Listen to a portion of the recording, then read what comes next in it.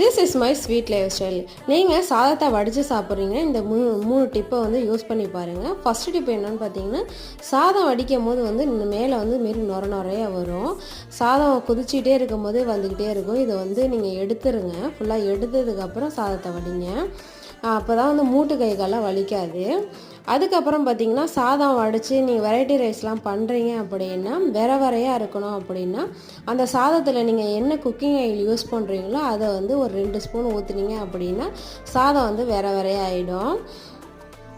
மூணாவது டிப் என்னென்னு பார்த்தீங்கன்னா, சாதம் வடிக்கும் போது ஈஸியாக வடிக்கணும் அப்படின்னா ஃபஸ்ட்டு கேஸ் அடுப்பை ஆஃப் பண்ணிவிட்டு அதுக்கப்புறம் பார்த்திங்கன்னா அதுக்கு சரியான பானைக்கு சரியான தட்டு வச்சு அதேமாரி குண்டும் அதேமாரி வச்சுக்கிட்டிங்க அப்படின்னா நீங்கள் ஈஸியாக வந்து சாதத்தை வடிச்சிடலாம். இந்த டிப்லாம் உங்களுக்கு யூஸ்ஃபுல்லாக இருந்திருக்கும்னு நினைக்கிறேன். இந்த வீடியோ உங்களுக்கு பிடிச்சிருந்துச்சுன்னா லைக் பண்ணுங்கள், ரொம்ப பிடிச்சா சப்ஸ்கிரைப் பண்ணிங்க. தேங்க்ஸ் ஃபார் வாட்சிங்.